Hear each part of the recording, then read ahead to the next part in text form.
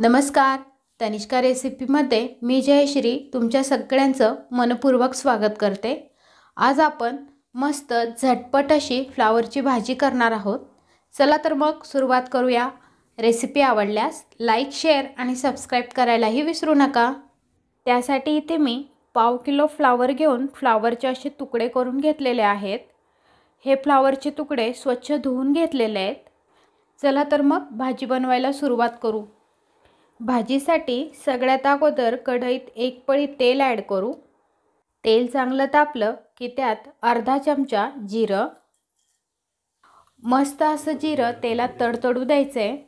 जिरं तेलात चांगलं तडतडलं की त्यात पातळ उभा कापलेला कांदा ॲड करायचा आहे।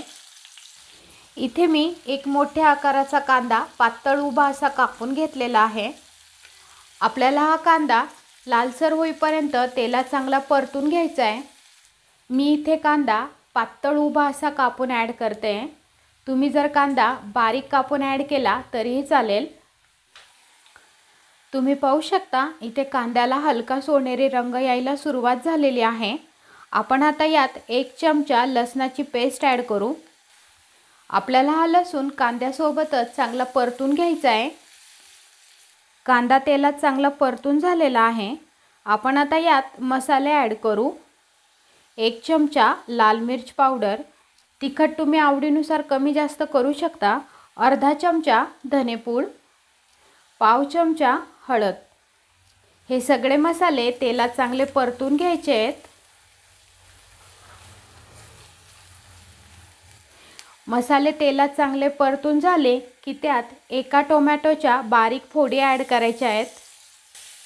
आपण टोमॅटो नंतर ॲड केला कारण आपण मसाले ॲड केले होते आणि टोमॅटोच्या ओलसरपणामुळे मसाले जळतही नाही आणि चांगले फ्राय होतात।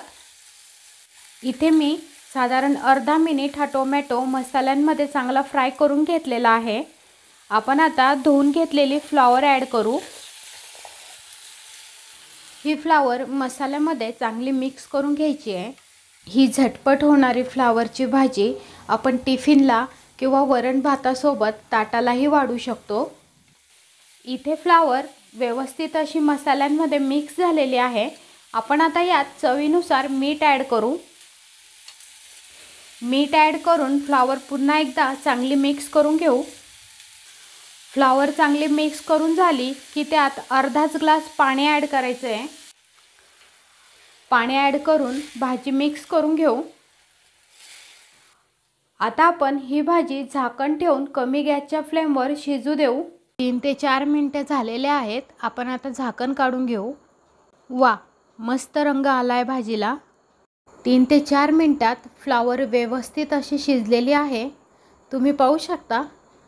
आपण आता गॅस बंद करू आणि भाजीवर कोथिंबीर टाकू।